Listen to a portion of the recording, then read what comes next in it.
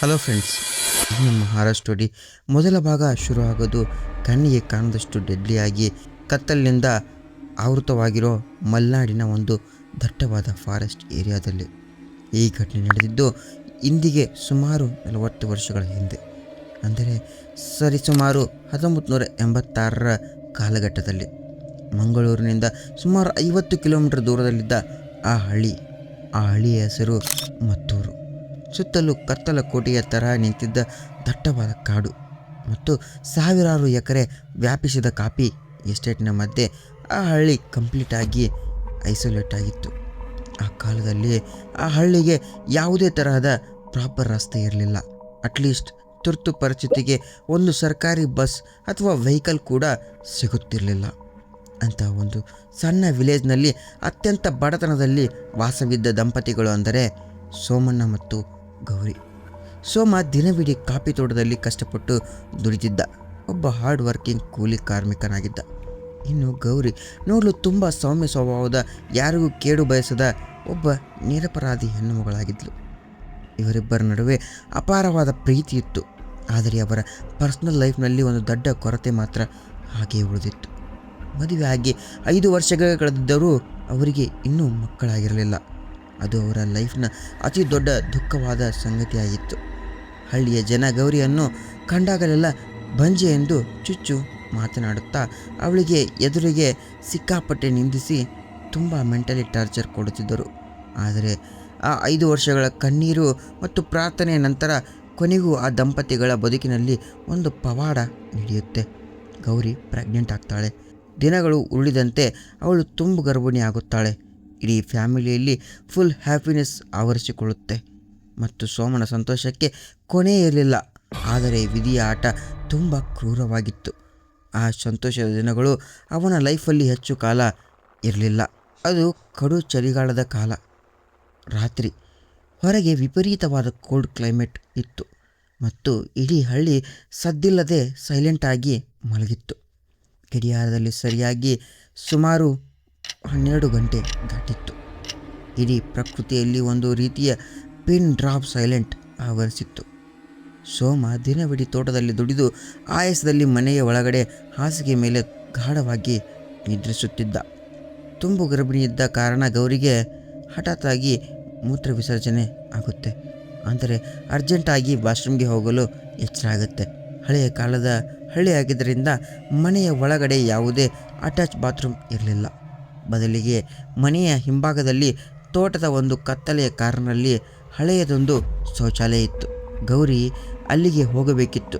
ಗೌರಿ ತುಂಬ ಕೇರ್ಫುಲ್ಲಾಗಿ ಎದ್ದು ಬೆವರುತ್ತಲೇ ಒಂದು ಕೈಯಲ್ಲಿ ಸಣ್ಣ ಲಾಟಿನ್ ಹಿಡಿದು ಹೊರಗಡೆ ಹೆಜ್ಜೆ ಇಡುತ್ತಾಳೆ. ದುರದೃಷ್ಟವಶಾತ್ ಆ ಚಳಿಗಾಲದ ಮಂಜಿಗೆ ಮನೆಯ ಮುಂದಿನ ಕಲ್ಲಿನ ಮೆಟ್ಟಿಲುಗಳು ಕಂಪ್ಲೀಟಾಗಿ ಪಾಚಿಕಟ್ಟಿ ಸಿಕ್ಕಾಪಟ್ಟೆ ಸ್ಲಿಪ್ಪರಿ ಆಗಿದ್ದವು. ಆದರೆ ನಿದ್ರೆಯ ಮಂಪರಲ್ಲಿದ್ದ ಗೌರಿಗೆ ಆ ಅಪಾಯದ ಅರಿವೇ ಇರಲಿಲ್ಲ. ಅವಳು ತೂಗಡಿಸುತ್ತಲೇ ಮೆಟ್ಟಿಲಿನ ಮೇಲೆ ಕಾಲಿಡುತ್ತಾಳೆ.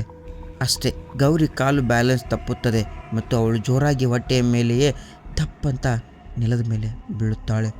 ತುಂಬು ಗರ್ಭಿಣಿಯಾಗಿದ್ದ ಅವಳ ಹೊಟ್ಟೆಗೆ ಆ ಕಲ್ಲಿನ ಮೆಟ್ಟುಗಳು ಬಲವಾಗಿ ಇಂಪ್ಯಾಕ್ಟ್ ಆಗ್ತವೆ. ಅಮ್ಮ, ಸೋಮಣ್ಣ, ಯಾರು ಬನ್ನಿ ಕಾಪಾಡಿ ಅಂತ ಕೇಳಿಕೊಳ್ಳುತ್ತಾಳೆ. ಗೌರಿಯ ಆ ಭಯಾನಕ ಆಕ್ರಂದನ ಆ ಕತ್ತಲ ಕಾಡನ್ನು ಸಿಡಿ ಹೊರಹೋಗುತ್ತೆ. ಅವಳ ಹೊಟ್ಟೆಯಿಂದ ವಿಪರೀತವಾಗಿ ಬ್ಲೀಡಿಂಗ್ ಆಗಲು ಶುರುವಾಗುತ್ತೆ. ಅವಳು ನೋವಿನಿಂದ ನೆಲದ ಮೇಲೆ ನರಳುತ್ತಾ ಪ್ರಾಣ ಬಿಡುವ ಹಾಗೆ ಒದ್ದಾಡುತ್ತಾಳೆ. ಹೆಂಡತಿಯ ಆ ಕಿರ್ಚಾಟ ಕೇಳಿ ಸೋಮಣ್ಣ ಗಾಬರಿಯಿಂದ ಇಡೀ ಮೈ ನಡುಗುತ್ತಾ ಶಾಕಾಗಿ ನಿದ್ರೆಯಿಂದ ಓಡಿ ಬರ್ತಾನೆ. ಹೊರಗೆ ಬಂದು ನೋಡಿದಾಗ ಗೌರಿ ರಕ್ತದ ಒಡವಿನಲ್ಲಿ ಬಿದ್ದು ಪ್ರಾಣ ಭಯದಿಂದ ಒದ್ದಾಡುತ್ತಿರುತ್ತಾಳೆ. ಅಷ್ಟರಲ್ಲೇ ಅವಳ ಜೋರಾದ ಸದ್ದು ಕೇಳಿ ಪಕ್ಕದ ತೋಟದ ಮನೆಯಲ್ಲಿದ್ದ ಸೋಮಣ್ಣ ತನ್ನ ಸ್ವಂತ ಅಕ್ಕ ಕಮಲ ಕೂಡ ಗಾಬರಿಯಿಂದ ಅಲ್ಲಿಗೆ ಓಡಿ ಬರ್ತಾಳೆ. ಜೊತೆಗೆ ಅವಳ ಜೊತೆ ಹಳ್ಳಿಯ ಹೆರಿಗೆ ಮಾಡಿಸುವ ಎಕ್ಸ್ಪರ್ಟ್ ನಾಟಿ ವೈದ್ಯೆ ತಿಮ್ಮಜ್ಜಿ ಕೂಡ ಲಾಟಿನ್ ಹಿಡಿದು ಸ್ಪಾಟಿಗೆ ಓಡಿ ಬರ್ತಾಳೆ. ಗೌರಿಯ ಕ್ರಿಟಿಕಲ್ ಪರಿಸ್ಥಿತಿ ನೋಡಿ ತಿಮ್ಮಜ್ಜಿ, ಸೋಮ ಕಂಡೀಷನ್ ತುಂಬ ಕ್ರಿಟಿಕಲ್ ಆಗಿದೆ. ಮಗು ಮತ್ತು ತಾಯಿ ಇಬ್ಬರು ಬದುಕಿಸಬೇಕಾದರೆ ತಕ್ಷಣ ಸಿಟಿಗೆ ಕರ್ಕೊಂಡು ಹೋಗಬೇಕು ಅಂತಾಳೆ.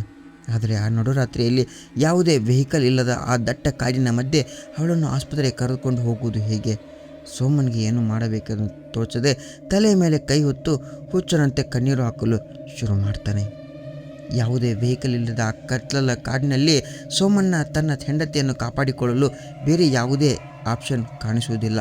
ತಕ್ಷಣವೇ ಅವನು ಹುಚ್ಚರಂತೆ ಕತ್ತಲಲ್ಲೇ ಓಡಿ ಹೋಗಿ ಪಕ್ಕದ ತೋಟದ ಮಾಲೀಕನ ಮನೆಗೆ ಬಾಗಿಲು ತಟ್ಟಿ ಅವನ ಎತ್ತಿನ ಬಂಡಿಯನ್ನು ಬೇಡಿ ತರ್ತಾನೆ. ಬಂಡಿ ಹಿಂಭಾಗದಲ್ಲಿ ಲಗೇಜ್ ಹಾಕುವ ಜಾಗದಲ್ಲಿ ಕಂಪ್ಲೀಟಾಗಿ ಹುಲ್ಲನ್ನು ಹಾಕಿ ಗೌರಿಯನ್ನು ಅತ್ಯಂತ ಜಾಗರೂಕತೆಯಿಂದ ಅದರ ಮೇಲೆ ಮಲಗಿಸ್ತಾನೆ. ಗೌರಿ ಆ ಕಲ್ಲಿನ ಮೆಟ್ಟಿಲಿನ ಮೇಲೆ ಬಿದ್ದುದರಿಂದ ಅವಳಿಗೆ ಕನಿಷ್ಠ ಕೂರಲು ಸಹ ಆಗುತ್ತಿರಲಿಲ್ಲ. ಹಾಗಾಗಿ ಅವಳನ್ನು ಮಲಗಿಸಿಯೇ ಕರೆದುಕೊಂಡು ಹೋಗಬೇಕಾದ ಅನಿವಾರ್ಯತೆ ಇತ್ತು. ಬಂಡಿ ಹಿಂಭಾಗದಲ್ಲಿ ಹೆರಿಗೆ ಮಾಡಿಸುವ ತಿಮ್ಮಜ್ಜಿ ಮತ್ತು ಸೋಮಣ್ಣನ ಅಕ್ಕ ಕಮಲ ಗೌರಿಯ ಪಕ್ಕದಲ್ಲೇ ಕುಳಿತುಕೊಳ್ತಾರೆ. ಸೋಮ ಎತ್ತುಗಳಿಗೆ ಜೋರಾಗಿ ಚಾವಟಿಯಿಂದ ಹೊಡೆಯುತ್ತಾ ಕಡಿದಾದ ಕಾಡಿನ ದಾರಿಯಲ್ಲಿ ಬಂಡಿಯನ್ನು ಫುಲ್ ಸ್ಪೀಡ್ನಲ್ಲಿ ಓಡಿಸಲು ಶುರು ಮಾಡ್ತಾನೆ. ಸಮಯ ರಾತ್ರಿ 1 ಗಂಟೆ ದಾಟಿತ್ತು. ದಟ್ಟವಾದ ಕಾಡಿನ ಮರಗಳ ನೆರಳುಗಳು ಕತ್ತಲಿನಲ್ಲಿ ದೆವ್ವಗಳ ಥರ ಕಾಣಿಸುತ್ತಿದ್ದವು. ಗೌರಿಯ ಹೊಟ್ಟೆಯಿಂದ ಬ್ಲೀಡಿಂಗ್ ನಿಲ್ಲುತ್ತಿರಲಿಲ್ಲ. ಅವಳು ನೋವಿನಿಂದ ತುತ್ತ ತುದಿಗೆ ತಲುಪಿ ಯಮಯಾತನೆ ಪಡುತ್ತಿದ್ದಳು. ಬಂಡಿ ಹಳ್ಳಿಯ ಬಾರ್ಡರ್ ದಾಟಿ ಸುಮಾರು 3 ಕಿಲೋಮೀಟರ್ ದೂರದಲ್ಲಿದ್ದ 3 ದಾರಿಯ ತಿರುವು ತಲುಪುತ್ತದೆ. ಆ ಜಾಗದಲ್ಲಿ ಒಂದು ಹಳೆಯದಾದ ದೊಡ್ಡ ಆಲಮರ ಇತ್ತು. ಅಲ್ಲಿ ಯಾವುದೇ ಸ್ಟ್ರೀಟ್ ಲೈಟ್ ಕೂಡ ಇರಲಿಲ್ಲ. ಸರಿಯಾಗಿ ಆ ಜಂಕ್ಷನ್ ಹತ್ತಿರ ಬಂಡಿ ಬರುತ್ತಿದ್ದಂತೆಯೇ ಅಲ್ಲಿಯವರೆಗೆ ನೋವಿನಿಂದ ಚೀರಾಡುತ್ತಿದ್ದ ಗೌರಿ ಹಠಾತ್ತಾಗಿ ಸೈಲೆಂಟ್ ಆಗ್ತಾಳೆ. ಅವಳ ಕಡೆಯಿಂದ ಯಾವುದೇ ಸೌಂಡ್ ಬರಲಿಲ್ಲ. ಇಡೀ ಕಾಡಿನಲ್ಲಿ ಒಂದು ರೀತಿಯ ಡೆಡ್ಲಿ ಸೈಲೆಂಟ್ ಆವರಿಸಿಕೊಳ್ಳುತ್ತೆ. ಸೋಮಣ್ಣನಿಗೆ ಏನೋ ಶಂಕೆ ಮೂಡಿ ಎತ್ತುಗಳನ್ನು ಹಿಡಿದು ಬಂಡಿಯನ್ನು ಅಲ್ಲೇ ಸ್ಟಾಪ್ ಮಾಡ್ತಾನೆ. ಬಂಡಿ ನಿಲ್ಲಿಸಿದ ತಕ್ಷಣ ಸೋಮ ಹಿಂದೆ ತಿರುಗಿ, ಅಕ್ಕ ಗೌರಿ ಯಾಕೆ ಸುಮ್ಮನಾದ್ಲು, ಅವಳಿಗೆ ಏನಾಯಿತು ಅಂತ ಜೋರಾಗಿ ತಿಮ್ಮಜ್ಜನ ಕೇಳ್ತಾನೆ. ಕಮಲ ಮತ್ತು ತಿಮ್ಮಜ್ಜಿ ಲಾಟಿನ್ ಹಿಡಿದು ಗೌರಿಯ ಮುಖ ನೋಡಿದಾಗ ಅವಳ ಕಣ್ಣುಗಳಿಂದ ತಾನಾಗೆ ಕಣ್ಣೀರು ಬರಲು ಶುರು ಮಾಡುತ್ತೆ. ಗೌರಿಯ ಕಣ್ಣುಗಳು ಅರ್ಧ ತೆರೆದಿದ್ದವು. ಅವಳ ಪಲ್ಸ್ ಕಂಪ್ಲೀಟ್ ಆಗಿ ನಿಂತು ಹೋಗಿತ್ತು. ಹೌದು, ಆಸ್ಪತ್ರೆ ತಲುಪುವ ಮುನ್ನವೇ ಆ 3 ದಾರಿಯ ತಿರುವಿನ ಆಲದ ಮರದ ಕೆಳಗಡೆ ಗೌರಿ ತನ್ನ ಕೊನೆ ಉಸಿರೆಳೆದ್ದಳು. ಸೋಮನಿಗೆ ತನ್ನ ಹೆಂಡತಿ ಸತ್ತಿದ್ದಾಳೆ ಅಂತ ಗೊತ್ತಾದ ತಕ್ಷಣ ಇಡೀ ಜಗತ್ತೇ ಮುಳುಗಿದ ಹಾಗೆದಂತಾಯಿತು. ಅವನು ಬಂಡಿಯಿಂದ ಕೆಳಗೆ ಇಳಿದು ಆ ಕಾಡಿನ ರಸ್ತೆಯಲ್ಲಿ ಮೊಣಕಾಲು ಉರಿ ಕುಳಿತು ತಲೆಯ ಮೇಲೆ ಕೈ ಹೊತ್ತು ಜೋರಾಗಿ ಕಣ್ಣೀರು ಹಾಕಲು ಶುರು ಮಾಡ್ತಾನೆ. ಆದರೆ ಅದೇ ಸಮಯದಲ್ಲಿ ಅಲ್ಲಿ ಒಂದು ನಂಬಲಾಗದ ಪವಾಡ ಮತ್ತು ಮಿಸ್ಟ್ರಿ ಸಂಭವಿಸುತ್ತೆ. ಹೌದು, ಗೌರಿ ಸತ್ತು ಹೋಗಿದ್ದಳು. ಅವಳ ಗರ್ಭದಲ್ಲಿದ್ದ ಆ ಮಗುವಿನ ಲಿಕ್ವಿಡ್ ಬ್ಯಾಗ್ ಒಡೆದು ಮಗುವಿನ ತಲೆಯ ಭಾಗ ಸ್ವಲ್ಪ ಹೊರಗೆ ಬರುತ್ತದೆ. ಅದನ್ನು ತಕ್ಷಣವೇ ನೋಡಿದೆ ಅಲರ್ಟ್ ಆದ ತಿಮ್ಮಜ್ಜಿ ಕಷ್ಟಪಟ್ಟು ಆ ಮಗುವನ್ನು ಗೌರಿಯ ಶವದಿಂದ ಹೊರಗೆ ಎಳೆಯುತ್ತಾಳೆ. ಅದೊಂದು ಅತ್ಯಂತ ಕ್ರಿಟಿಕಲ್ ಡೆಲಿವರಿ ಆಗಿತ್ತು. ಹೆಣ್ಣು ಮಗು. ಆದರೆ ಆ ಮಗು ಜನಿಸಿದ ತಕ್ಷಣ ಅಳುತ್ತಿರಲಿಲ್ಲ. ವೈಜ್ಞಾನಿಕವಾಗಿ ಮಗು ಅತ್ತರೆ ಮಾತ್ರ ಅದಕ್ಕೆ ಜೀವ ಇದೆ ಅಂತ ಅರ್ಥ. ತಿಮ್ಮಜ್ಜಿ ತಕ್ಷಣ ಮಗುವನ್ನು ತಲೆ ಕೆಳಗಾಗಿ ಹಿಡಿದು ಬೆನ್ನಿಗೆ 2 ಬಾರಿ ಜೋರಾಗಿ ತಟ್ತಾಳೆ. 2 ನಿಮಿಷಗಳ ನಂತರ ಆ ಕತ್ತಲಿನ ಕಾಡಿನ ಮಧ್ಯೆ ಹಸುಗೂಸಿನ ಅಳೋ ಸೌಂಡ್ ಏಕೋ ಕೇಳುತ್ತೆ. ಕಮಲ ಮತ್ತು ತಿಮ್ಮಜ್ಜಿಗೆ ಒಂದು ಜೀವ ಹೋದರೂ ಮತ್ತೊಂದು ಜೀವ ಬದುಕಿತ್ತಲ್ಲ ಎಂಬ ಸಮಾಧಾನವಾಗುತ್ತದೆ. ಆದರೆ ಹೆಂಡತಿಯನ್ನು ಕಳೆದುಕೊಂಡ ನೋವಿನಲ್ಲಿದ್ದ ಸೋಮನಿಗೆ ಆ ಮಗುವನ್ನು ನೋಡಲು ಇಷ್ಟವಿರಲಿಲ್ಲ. ಸೋಮ ಆ ಮಗುವಿನ ಮುಖವನ್ನು ಕೂಡ ನೋಡದೆ ಆ ಅನಿಷ್ಟ ಮಗುವಿನಿಂದಲೇ ನನ್ನ ಹೆಂಡತಿ ಸತ್ಲು, ಇದು ನನ್ನ ಲೈಫ್ನ ಹಾಳು ಮಾಡಲು ಬಂದ ಶಾಪಗ್ರಸ್ತ ಮಗು ಎಂದು ಆಕ್ರೋಶದಿಂದ ಕೂಗಾಡುತ್ತಾನೆ. ಆ ಕಾಲದಲ್ಲಿ ಹೆಣ್ಣು ಮಗು ಹುಟ್ಟಿದರೆ ಅದೊಂದು ದೊಡ್ಡ ಹೊರೆ ಎಂಬ ಭಾವಿಸುವ ಮೆಂಟಾಲಿಟಿ ಕೂಡ ಇತ್ತು. ಸೋಮ ಹೆಂಡತಿಯ ಅಂತ್ಯಕ್ರಿಯೆಯನ್ನು ಅತ್ಯಂತ ಬಡತನದಲ್ಲಿ ಯಾವುದೇ ಪ್ರಾಪರಾದ ವಿಧಿವಿಧಾನಗಳಿಲ್ಲದೆ ಮುಗಿಸುತ್ತಾನೆ.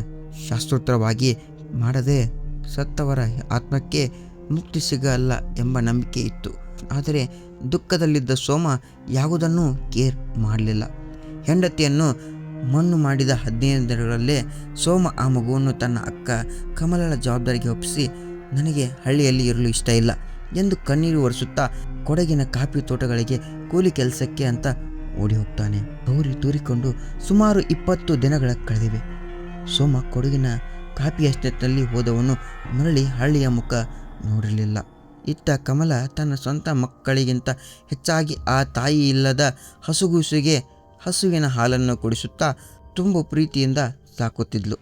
ಆದರೆ ಇದೇ ಸಮಯದಲ್ಲಿ ಆ ಹಳ್ಳಿಯಲ್ಲಿ ಕಂಪ್ಲೀಟಾಗಿ ಒಂದು ಹಾರರ್ ವಾತಾವರಣ ಕ್ರಿಯೇಟ್ ಆಗಲು ಶುರುವಾಗುತ್ತೆ.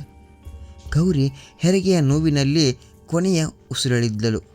ಆ 3 ದಾರಿ ತಿರುವಿನಲ್ಲಿ ಏನೋ ಒಂದು ವಿಚಿತ್ರ ಘಟನೆ ನಡೆಯುತ್ತಿದೆ ಎಂಬ ಭಯಾನಕ ವದಂತಿ ಇಡೀ ಹಳ್ಳಿಯಲ್ಲಿ ಹರಡುತ್ತದೆ.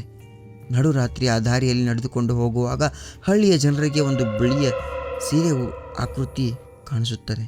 ಆ ಬಿಳಿ ಸೀರೆಯ ತುಂಬ ಹೆರಿಗೆಯ ಸಮಯದಲ್ಲಿ ಆದ ರಕ್ತದ ಕಲೆಗಳು ಹಾಗೇ ಇದ್ದವು ಎಂದು ಜನರು ಮಾತನಾಡಿಕೊಳ್ಳುತ್ತಿದ್ದರು.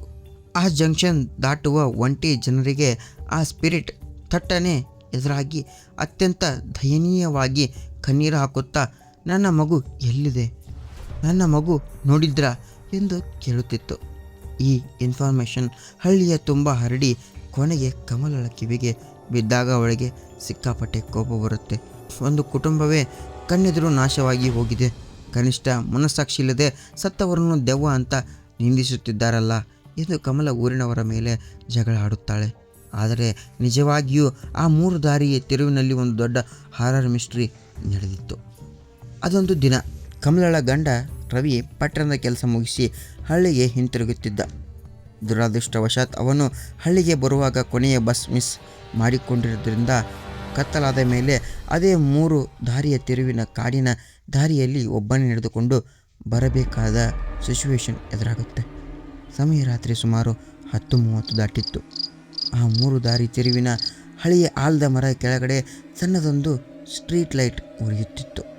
ರವಿ ದೂರದಿಂದ ಬರುವಾಗ ಆ ಲೈಟ್ ಕೆಳಗಡೆ ಒಬ್ಬ ಮಹಿಳೆ ಒಂಟಿಯಾಗಿ ನಿಂತಿರುವುದು ಅವನ ಕಣ್ಣಿಗೆ ಬೀಳುತ್ತೆ. ಹಳ್ಳಿಯ ತೋಟದ ಕೆಲಸದವರು ಯಾರೋ ವಾಶ್ರೂಮ್ಗೆ ಅಂತ ಹೊರಗೆ ನಿಂತಿರಬಹುದು ಎಂದು ರವಿ ಅದನ್ನು ಲೈಟ್ ಆಗಿ ತೆಗೆದುಕೊಂಡು ತಲೆ ತಗ್ಗಿಸಿ ಆಕೃತಿಯನ್ನು ಕ್ರಾಸ್ ಮಾಡಿ ಮುಂದೆ ಹೋಗ್ತಾನೆ. ಆದರೆ ಅವನು ಆ ಆಕೃತಿಯನ್ನು ದಾಟಿ ಕೇವಲ 20 ಅಡಿ ಮುಂದೆ ಹೋಗಿದ್ದನೋ ಇಲ್ಲವೋ ಅವನ ಬೆನ್ನಿನ ಹಿಂದೆಯೇ ಯಾರೋ ನಡೆದು ಬರುತ್ತಿರೋ ಸೌಂಡ್ ಕೇಳುತ್ತೆ. ರವಿಗೆ ಒಮ್ಮೆಯೇ ಮೈಯೆಲ್ಲ ಬೆವತು ಹೋಗುತ್ತೆ. ಹಳ್ಳಿಯ ಹಿರಿಯರು ಹೇಳುತ್ತಿದ್ದ ಹಳೆಯ ಟ್ರಿಕ್ ನೆನಪಾಯಿತು. ಅವನು ಹೆದರದೆ ತನ್ನ ಕಾಲಿನ ಹೆಬ್ಬರಳನ್ನು ನೆಲಕ್ಕೆ ಗಟ್ಟಿಯಾಗಿ ಒತ್ತಿ ಹಿಡಿದು ಮುಂದೆ ಹೆಜ್ಜೆ ಹಾಕುತ್ತಾನೆ. ಆದರೂ ಆ ನಡೆದು ಬರುವ ಸದ್ದು ಅವನ ಹತ್ತಿರ ಬರುತ್ತೆ. ಅಷ್ಟರಲ್ಲಿ ಹಠಾತ್ತಾಗಿ ಅವನ ಕಿವಿಯ ಬಳಿ ಅತ್ಯಂತ ವಿಪರೀತವಾದ ಕರಳು ಸೀಳುವಂಥ ಧ್ವನಿಯೊಂದು ಕೇಳುತ್ತೆ. ಅಣ್ಣ. ರವಿ ಶಾಕ್ ಆಗಿ ಜಾಗದಲ್ಲೇ ಸ್ತಬ್ಧನಾಗಿ ನಿಂತು ಬಿಡುತ್ತಾನೆ. ಅದು ಸತ್ತ ಗೌರಿಯ ಧ್ವನಿಯಾಗಿರುತ್ತೆ. ರವಿ ಧೈರ್ಯ ಮಾಡಿ ತಿರುಗಿ ನೋಡಿದಾಗ ಅವನು ಕಣ್ಣೆದುರು ಇದ್ದ ದೃಶ್ಯ ಅವನ ಲೈಫ್ನಲ್ಲೇ ಅತಿ ದೊಡ್ಡ ನೈಟ್ಮೇರ್ ಆಗಿತ್ತು. ಬಿಳಿ ಸೀರೆ ನಿಂತಿದ್ದ ಗೌರಿಯ ಕಣ್ಣುಗಳಿಂದ ರಕ್ತದ ಕಣ್ಣೀರು ಹರಿಯುತ್ತಿತ್ತು. ಅವಳು ರವಿ ಹತ್ತಿರ ಬಂದು ತನ್ನ 2 ಕೈಗಳನ್ನು ಚಾಚಿ, ಅಣ್ಣ, ನನ್ನ ಮಗು ಎಲ್ಲಿದೆ ಅಣ್ಣ? ನನ್ನ ಮಗುವನ್ನು ಕಮಲಕ್ಕಳ ಚೆನ್ನಾಗಿ ನೋಡ್ಕೊತಿದ್ದಾಳ? ದಯವಿಟ್ಟು ಹೇಳಿ ಅಣ್ಣ ಎಂದು ತೀವ್ರವಾಗಿ ಹತಾಶೆಯಿಂದ ಕೂಗಾಡುತ್ತಿರುತ್ತಾಳೆ. ರವಿ ಪ್ರಾಣ ಭಯದಿಂದ ಹಳ್ಳಿಯ ಬಾರ್ಡರ್ನಲ್ಲಿದ್ದ ಚೌಡೇಶ್ವರಿ ದೇವಸ್ಥಾನದ ಕಡೆಗೆ ಫುಲ್ ಸ್ಪೀಡ್ನಲ್ಲಿ ಓಡಲು ಶುರು ಮಾಡ್ತಾನೆ.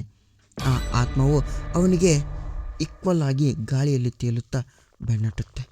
ರವಿ ದೇವಸ್ಥಾನದ ಕಾಂಪೌಂಡ್ ಒಳಗಡೆ ಕಾಲಿಡುತ್ತಿದ್ದಂತೆ ಆ ದೆವ್ವ ದೇವಸ್ಥಾನದ ಪವಿತ್ರ ಗಡಿಯನ್ನು ದಾಟಲಾಗದೆ ಆಚೆ ನಿಂತು ಕೋಪದಿಂದ ಕಿರುಚಾಡುತ್ತಾ ಮುಂದೆ ನಡೆಯುತ್ತೆ. ರವಿ ಹೇಗೋ ಪ್ರಾಣ ಉಳಿಸಿಕೊಂಡು ಮನೆಗೆ ಬಂದು ಸೇರ್ತಾನೆ. ಆದರೆ ಮಗುವನ್ನು ಕಮಲ ಎಲ್ಲಾದರೂ ದೂರ ಹಾಕಿಬಿಡುತ್ತಾಳೆ ಎಂಬ ಭಯದಿಂದ ಆ ಘಟನೆಯನ್ನು ಹೆಂಡತಿ ಹತ್ತಿರ ಹೇಳದೆ ತನ್ನ ಮನಸ್ಸಿನಲ್ಲಿ ಸೀಕ್ರೆಟಾಗಿ ಬಚ್ಚಿಟ್ಟುಕೊಳ್ತಾನೆ.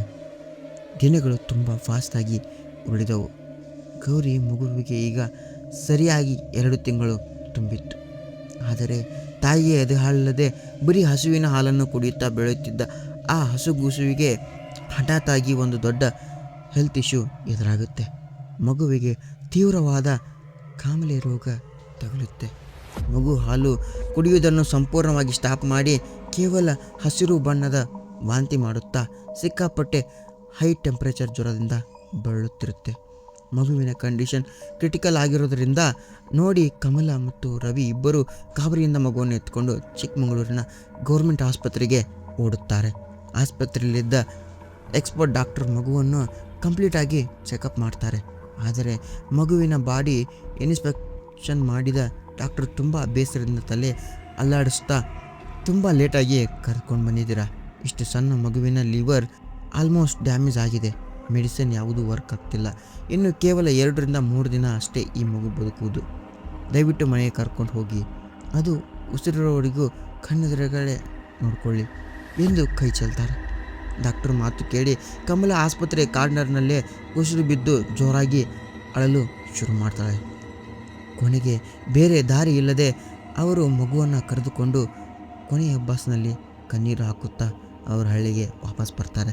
ರಾತ್ರಿ ಬಸ್ಸು ಅದೇ ಹಳೆಯ ಆಲದ ಮರಗಳೇ ಇರುವಾಗ ಆ 3 ದಾರಿ ತಿರುವಿನಲ್ಲಿ ಸ್ಲೋ ಆಗಿ ಟರ್ನ್ ತೆಗೆದುಕೊಳ್ಳುವಾಗ ಕಮಲ ಕಿಟಕಿಯಿಂದ ಹೊರಗೆ ಕತ್ತಲನ್ನು ನೋಡ್ತಾಳೆ. ಮನಸ್ಸಿನಲ್ಲೇ ಸತ್ತ ಗೌರಿಯನ್ನು ನೆನೆದು, ಗೌರಿ, ಊರಿನವರು ಹೇಳೋ ಹಾಗೆ ನಿನ್ನ ಆತ್ಮ ಇಲ್ಲೇ ಅಲೆದಾಡುತ್ತಿರುವುದು ನಿಜವಾದರೆ ನೋಡು, ನಿನ್ನ ಕರುಳು ಸಾವಿನ ದಡದಲ್ಲಿದೆ. ನಿನ್ನ ಮಗಳನ್ನು ನನಗಿಂತ ಚೆನ್ನಾಗಿ ಬದುಕಿಸುವ ಶಕ್ತಿ ನಿನಗಷ್ಟೇ ಇರೋದು. ಅವಳನ್ನು ನೀನೇ ಹೇಗಾದರೂ ಸೇವ್ ಮಾಡಿಕೋ ಎಂದು ತೀವ್ರವಾದ ಇಮೋಷನಿಂದ ಪ್ರಾರ್ಥನೆ ಮಾಡ್ಕೊತಾಳೆ. ಅದು ಮಧ್ಯರಾತ್ರಿ. ಸಮಯ 2 ಗಂಟೆ ದಾಟಿತ್ತು. ಮಗುವಿನ ಉಸಿರಾಟ ಆಲ್ಮೋಸ್ಟ್ ಸ್ಟಾಪ್ ಆಗುವ ಹಂತಕ್ಕೆ ಬಂದಿತ್ತು. ಬಾಯಲ್ಲಿ ಜೊಲ್ಲು, ಬಿಳಿ ನೊರೆ ಬರುತ್ತಿತ್ತು. ಕಮಲ ಫುಲ್ ಟೆನ್ಷನಲ್ಲಿ ಹೆಲ್ಪ್ ಕೇಳಲು ಪಕ್ಕದ ಮನೆಯವರ ಬಾಗಿಲು ಜೋರಾಗಿ ಬಡಿಯುತ್ತಾಳೆ. ಆದರೆ ಹಳೆಯ ಕಾಲದ ಕಾಮಾಲೆ ರೋಗ ಅಂಟು ಜಾಡ ಎಂದು ನಂಬಿದ್ದರಿಂದ ಹಳ್ಳಿಯ ಜನ ತಮ್ಮ ಮಕ್ಕಳಿಗೂ ಆಗಬಹುದು ಎಂಬ ಭಯದಿಂದ ಯಾರೂ ಬಾಗಿಲನ್ನು ಓಪನ್ ಮಾಡುವುದೇ ಇಲ್ಲ. ಕಮಲ ಅಸಹಾಯಕಳಾಗಿ ಮನೆಗೆ ಬಂದು ತೊಟ್ಟಿಲಲ್ಲಿ ಪ್ರಾಣ ಬಿಡುತ್ತಿದ್ದ ಆ ಹಸುಗೂಸಿನ ಮುಂದೆ ಕುಳಿತು ತಲೆ ಚಚ್ಚಿಕೊಳ್ಳುತ್ತಾ ಅಳುತ್ತಿರುತ್ತಾಳೆ. ಅಷ್ಟರಲ್ಲೇ ಒಂದು ವಿಚಿತ್ರವಾದ ಪವಾಡ ಮನೆಯಲ್ಲಿ ಸಂಭವಿಸುತ್ತೆ.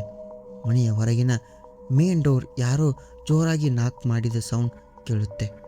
ಕಮಲ ಓಡಿ ಹೋಗಿ ಗಾಬರಿಯಿಂದ ಬಾಗಿಲು ತೆರೆದಾಗ ಅಲ್ಲಿ ಹಳ್ಳಿಯ ಹೆರಿಗೆ ಮಾಡಿಸುತ್ತಿದ್ದ ಆ ನಾಟಿ ವೈದ್ಯೆ ತಿಮ್ಮಜ್ಜಿ ಕೈಯಲ್ಲಿ ಒಂದು ಸಣ್ಣ ಲಾಟಿನ್ ಮತ್ತು ಕೆಲವು ಹಸಿರು ಕಾಡಿನ ಮೂಲಿಕೆಗಳು ಹಿಡಿದು ನಿಂತಿರುತ್ತಾಳೆ. ಕಮಲಳಿಗೆ ಆ ನಡುರಾತ್ರಿಯಲ್ಲಿ ತಿಮ್ಮಜ್ಜಿಯನ್ನು ನೋಡಿ ಕಂಪ್ಲೀಟ್ ಆಶ್ಚರ್ಯವಾಗುತ್ತೆ. ಅವಳು, ತಿಮ್ಮಜ್ಜಿ, ನಿನಗೆ ಮಗು ಸೀರಿಯಸ್ ಇರೋ ವಿಷಯ ಯಾರು ಹೇಳಿದರು? ಆ ನಡುರಾತ್ರಿಯಲ್ಲಿ ಒಬ್ಬಳೆ ಹೇಗೆ ಬಂದೆ ಎಂದು ಪ್ರಶ್ನೆ ಮಾಡ್ತಾಳೆ. ಆದರೆ ತಿಮ್ಮಜ್ಜಿ ಆಶ್ಚರ್ಯದಿಂದ, ಏನಮ್ಮ ಕಮಲ, ನೀನೇ ತಾನೇ ಕತ್ಲಲ್ಲಿ ನನ್ನ ತೋಟದ ಮನೆಗೆ ಓಡಿ ಬಂದು ಅಳುತ್ತಾ ಬಾಗಿಲು ತಟ್ಟಿ ಮಗುವಿಗೆ ಉಸಿರಾಡಲು ಆಗುತ್ತಿಲ್ಲ, ತಕ್ಷಣ ಬಾ ಅಂತ ನನ್ನ ಕರೆದುಕೊಂಡು ಬಂದೆ. ನಾನು ನಿನ್ನ ಹಿಂದೆ ನಡೆದುಕೊಂಡು ಬಂದೆ, ನೀನು ಫಾಸ್ಟಾಗಿ ಬಂದು ಮನೆಯೊಳಗಡೆ ಸೇರಿಕೊಂಡೆ ಅಂತಾಳೆ. ತಿಮ್ಮಜ್ಜಿ ಮಾತು ಕೇಳಿದ ತಕ್ಷಣ ಕಮಲಿಗೆ ಮೈಯೆಲ್ಲ ಜುಮ್ ಅನ್ನುತ್ತೆ. ಯಾಕಂದರೆ ಕಮಲ ಕಳೆದ 2 ಗಂಟೆಗಳಿಂದ ಮನೆಯಿಂದ ಹೊರಗೆ ಹೆಜ್ಜೆ ಇಟ್ಟಿರಲಿಲ್ಲ. ಹಾಗಾದರೆ ತಿಮ್ಮಜ್ಜಿಯ ಮನೆಗೆ ಹೋಗಿ ಅವಳನ್ನು ಕರೆದುಕೊಂಡು ಬಂದಿದ್ದು ಯಾರು? ಹೌದು, ಸತ್ತ ಗೌರಿಯ ಆತ್ಮವೇ ಆಗಿತ್ತು. ತನ್ನ ಮಗು ಸಾಯುತ್ತಿರುವುದನ್ನು ಕಂಡು ಸಹಿಸದ ಆ ತಾಯಿ ಸ್ಪಿರಿಟ್ ಕಮಲಳ ಕಂಪ್ಲೀಟ್ ರೂಪವನ್ನು ಧರಿಸಿ ಆ ನಾಟಿ ವೈದ್ಯೆಯನ್ನು ಕರೆತಂದಿತ್ತು. ತಿಮ್ಮಜ್ಜಿ ತಕ್ಷಣ ಮಗುವಿನ ಪರಿಸ್ಥಿತಿ ನೋಡಿ ತಂದಿದ್ದ ಆ ರಹಸ್ಯ ಮೂಲಿಕೆಯ ರಸವನ್ನು ಮಗುವಿನ ನಾಲಿಗೆ ಸವರಿದ ತಕ್ಷಣ ಮಗು ಒಂದು ದೀರ್ಘವಾದ ಉಸಿರಾಟ ಶುರು ಮಾಡುತ್ತೆ. ದೊಡ್ಡ ಡಾಕ್ಟರ್ಗಳು ಇನ್ನು ಕೆಲವೇ ಗಂಟೆಗಳಲ್ಲಿ ಸಾಯುತ್ತೆ ಎಂದಿದ್ದ ಆ ಮಗು ಆ ತಾಯಿಯ ಮಮತೆಯ ಪವಾಡದಿಂದಾಗಿ ಕಂಪ್ಲೀಟಾಗಿ ಬದುಕುಳಿಯುತ್ತೆ. ಆ ನಡುರಾತ್ರಿಯ ಪವಾಡದ ನಂತರ ಮಗು ಕಂಪ್ಲೀಟಾಗಿ ನಾರ್ಮಲ್ ಆಗಿ ನಿದ್ರಿಸಲು ಶುರು ಮಾಡುತ್ತೆ. ತಿಮ್ಮಜ್ಜಿ ಅಂದು ರಾತ್ರಿ ಕಮಲಳ ಮನೆಯಿಂದ ಉಳಿದುಕೊಳ್ಳುತ್ತಾಳೆ. ಮರುದಿನ ಬೆಳಗ್ಗೆ ತನ್ನ ತೋಟದ ಮನೆಗೆ ಹಿಂತಿರುಗಿ ದನಿವಾರಿಸಿಕೊಳ್ಳಲು ಮಲಗಿರುತ್ತಾಳೆ. ತಿಮ್ಮಜ್ಜಿಗೆ ಒಂದು ಅತ್ಯಂತ ವಿಚಿತ್ರವಾದ ರಿಯಲಿಸ್ಟಿಕ್ ಕನಸು ಬೀಳುತ್ತೆ. ಆ ಕನಸಿನಲ್ಲಿ ಸತ್ತ ಗೌರಿಯ ಆತ್ಮ ಕಣ್ಣೆದುರು ಬಂದು ನಿಲ್ಲುತ್ತೆ. ಆದರೆ ಆಕೆಯ ಮುಖದಲ್ಲಿ ಈಗ ಯಾವುದೇ ಆಕ್ರೋಶ ಇರಲಿಲ್ಲ, ಬದಲಿಗೆ ಒಂದು ಶಾಪ ಭಾವವಿತ್ತು. ಗೌರಿ ತಿಮ್ಮಜ್ಜಿಯ ಮುಂದೆ ಕೈ ಮುಗಿದು ಕಣ್ಣೀರಿಡುತ್ತಾ, ತಿಮ್ಮಜ್ಜಮ್ಮ, ನಾನು ಬಂಡಿಯಲ್ಲಿ ಸಾಯುವಾಗ ನನ್ನ ಕರುಳನ್ನು ಸೀಳಿ ನನ್ನ ಮಗುವನ್ನು ಹೊರಗೆ ತೆಗೆದು ನೀನು ಮರುಜನ್ಮ ಕೊಟ್ಟೆ. ಇವತ್ತು ನಡುರಾತ್ರಿ ನನ್ನ ಮಗು ಸಾಯುವ ಹಂತಕ್ಕೆ ಬಂದಾಗ ನಾನು ಕಮಲಕ್ಕನ ರೂಪದಲ್ಲಿ ಬಂದು ಕರೆದಾಗಲೂ ನನ್ನ ಹಿಂದೆ ಬಂದು ನನ್ನ ಮಗಳನ್ನು ಬದುಕಿಸಿದೆ. ನಿನ್ನ ಉಪಕಾರವನ್ನು ನಾನು ಜನ್ಮ ಜನ್ಮಕ್ಕೂ ಮರೆಯಲ್ಲ ಎಂದು ಧನ್ಯವಾದವನ್ನು ಹೇಳ್ತಾಳೆ. ಅಷ್ಟೇ ಅಲ್ಲದೆ ಗೌರಿಯ ಆ ಆತ್ಮ ತಿಮ್ಮಜ್ಜಿಗೆ ಆ ಕನಸಿನಲ್ಲಿ ಮತ್ತೊಂದು ಇಂಪಾರ್ಟೆಂಟ್ ವಿಷಯವನ್ನು ಕನ್ಫೆಸ್ ಮಾಡ್ತಾಳೆ. ಗೌರಿ ಹೇಳ್ತಾಳೆ, ತಿಮ್ಮಜ್ಜಮ್ಮ, ಕೊಡಗಿಗೆ ಹೋಗಿರೋ ನನ್ನ ಗಂಡ ಸೋಮ ತನ್ನ ತಪ್ಪಿನ ಅರಿವಾಗಿ 2 ದಿನಗಳಲ್ಲೇ ಈ ಹಳ್ಳಿಗೆ ಹಿಂತಿರುಗಿ ಬರ್ತಾನೆ. ಅವನು ಬಂದಾಗ ದಯವಿಟ್ಟು ಅವನಿಗೆ ಈ ಒಂದು ಮಾತು ಹೇಳು.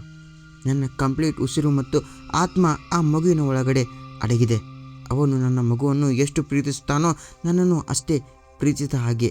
ಅವನು ಮಗುವನ್ನು ಚೆನ್ನಾಗಿ ನೋಡಿಕೊಂಡರೆ ಮಾತ್ರ ನನ್ನ ಆತ್ಮಕ್ಕೆ ಕಂಪ್ಲೀಟ್ ಮುಕ್ತಿ ಸಿಗುತ್ತದೆ ಎಂದು ಹೇಳಿ ಆ ಆಕೃತಿ ಗಾಳಿಯಲ್ಲಿ ಕರಗಿ ಹೋಗುತ್ತೆ. ತಿಮ್ಮಜ್ಜಿ ಗಾಬರಿಯಿಂದ ನಿದ್ದೆಯಿಂದ ಎದ್ದು ತಕ್ಷಣವೇ ಕಮಲಳ ಮನೆಗೆ ಓಡಿ ಬಂದು ತನಗೆ ಬಿದ್ದ ಕನಸಿನ ಬಗ್ಗೆ ಪ್ರತಿಯೊಂದು ಡೀಟೇಲನ್ನು ವಿವರಿಸ್ತಾಳೆ. ಆದರೆ ಕಮಲಳಿಗೆ ಇದನ್ನು ನಂಬಲು ಸಾಧ್ಯವಾಗಿರುವುದಿಲ್ಲ. ತಿಮ್ಮಜ್ಜಿ ಸೋಮ ಕೊಡಗಿನ ದಟ್ಟ ಕಾಡಿನ ಎಸ್ಟೇಟ್ ಹೋಗಿ ತಿಂಗಳುಗಳೇ ಕಳೆದಿವೆ. ನಾವ್ಯಾರೋ ಅವನಿಗೆ ಮಗು ಹುಷಾರಿಲ್ಲ ಅಂತ ಇನ್ಫಾರ್ಮೇಷನ್ ಕೂಡ ಕೊಟ್ಟಿಲ್ಲ. ಅವನು ಹೇಗೆ ಬರ್ತಾನೆ ಎಂದು ಡೌಟ್ ಪಡ್ತಿರ್ತಾಳೆ. ಆದರೆ ಅಲ್ಲಿ ನಡೆದಿದ್ದೇ ಬೇರೆ. ಗೌರಿ ಆ ಪವರ್ಫುಲ್ ಆತ್ಮ ಕೇವಲ ತಿಮ್ಮಜ್ಜಿಯ ಕನಸಲ್ಲಿ ಮಾತ್ರ ಬಂದಿರುವುದಿಲ್ಲ. ಮರುದಿನ ಸಂಜೆ ಸರಿಯಾಗಿ 4 ಗಂಟೆ ಆಗ್ತಾ ಇದ್ದಂತೆ ಕೊಡಗಿನಿಂದ ಸೋಮ ಕಂಪ್ಲೀಟ್ ಆಗಿ ಬೆವತು ಹೋಗಿದ್ದ. ಓಡೋಡಿ ಕಮಲಳ ಮನೆಗೆ ಬಂದು ತಲುಪ್ತಾನೆ. ಅವನ ಕಣ್ಣುಗಳು ಕಣ್ಣೀರಿನಿಂದ ಕೆಂಪಾಗಿದ್ದವು. ಮುಖದಲ್ಲಿ ತೀವ್ರವಾದ ಪಶ್ಚಾತ್ತಾಪ ಎದ್ದು ಕಾಣ್ತಿತ್ತು. ಅವನು ಮನೆಯ ಒಳಗಡೆ ಹೋಗ್ತಿದ್ದಂತೆ ಯಾರೊಂದಿಗೂ ಒಂದು ಮಾತು ಕೂಡ ಆಡದೆ ನೇರವಾಗಿ ಹೋಗಿ ಆ ತೊಟ್ಟಿಲಿದ್ದ ಹಸುಗೊಸನ್ನು ತನ್ನ 2 ಕೈಗಳಿಂದ ಎತ್ತಿ ಎದೆಗೆ ಹತ್ತಿ ಮುದ್ದಾಡುತ್ತಾ ಮಗುವಿನ ಕಾಲಿಗೆ ಮುಟ್ಟಿ ಜೋರಾಗಿ ಅಳ್ಳು ಶುರು ಮಾಡ್ತಾನೆ. ಸೋಮನ್ನ ಈ ಹಠಾತ್ ಬದಲಾವಣೆ ನೋಡಿ ಕಮಲ ಮತ್ತು ರವಿ ಇಬ್ಬರು ಏನು ನಡೆಯುತ್ತಿದೆ ಎಂದು ಕಂಪ್ಲೀಟಾಗಿ ಬ್ಲ್ಯಾಂಕ್ ಆಗುತ್ತಾರೆ. ಕಮಲ ಆಶ್ಚರ್ಯದಿಂದ, ಸೋಮ ಏನಾಯಿತು ನಿನಗೆ? ಮಗುವಿನ ಮುಖ ನೋಡಲು ಇಷ್ಟವಿಲ್ಲದೆ ಕೊಡಗಿಯೇ ಓಡಿ ಹೋದವನು ಇವತ್ತು ಹಠಾತ್ ಆಗಿ ಬಂದು ಮಗುವನ್ನು ಅಪ್ಪಿಕೊಳ್ತಿದ್ಯಲ್ಲ ಎಂದು ಕೇಳ್ತಾಳೆ. ಅದಕ್ಕೆ ಸೋಮ ತನ್ನ ಕಣ್ಣೀರನ್ನ ಒರೆಸ್ಕೊಳ್ಳುತ್ತಾ ಹೇಳಿದ ಮಾತು ಇಡೀ ಹಳ್ಳಿಯನ್ನೇ ನಲಗಿಸುವಂತಿರುತ್ತೆ.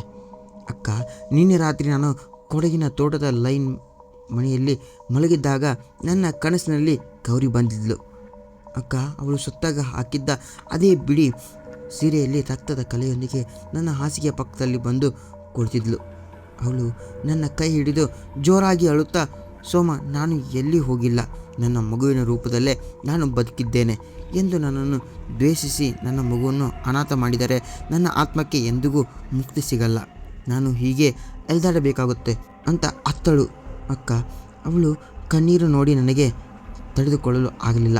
ತಕ್ಷಣವೇ ಕೆಲಸ ಬಿಟ್ಟು ನಡುರಾತ್ರಿಯಲ್ಲಿ ಓಡಿ ಬಂದೆ ಎಂದು ತನ್ನ ತಪ್ಪನ್ನು ಒಪ್ಕೊಳ್ತಾನೆ. ಅದರ ನಂತರ ಸೋಮ ತನ್ನ ಮಗಳನ್ನು ದ್ವೇಷಿಸುವುದನ್ನು ಬಿಟ್ಟು ಕಂಪ್ಲೀಟಾಗಿ ಪ್ರೀತಿಸಲು ಶುರು ಮಾಡ್ತಾನೆ.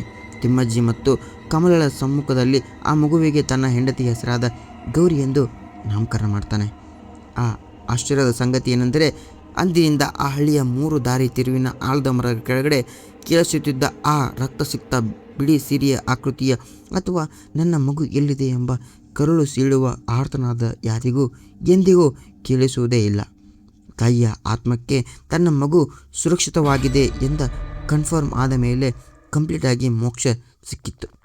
ಇವತ್ತಿಗೆ 40 ವರ್ಷಗಳ ನಂತರ ಆ ಮಗು ಗೌರಿ ಈಗ ಬೆಂಗಳೂರಿನ ದೊಡ್ಡ ಎಜುಕೇಷನ್ ಮುಗಿಸಿ ಮದುವೆ ಆಗಿ ತನ್ನದಾದ ಸ್ವಂತ ಫ್ಯಾಮಿಲಿಯೊಂದಿಗೆ ತುಂಬ ಹ್ಯಾಪಿಯಾಗಿ ಸೆಟ್ಲ್ ಆಗಿದ್ದಾಳೆ.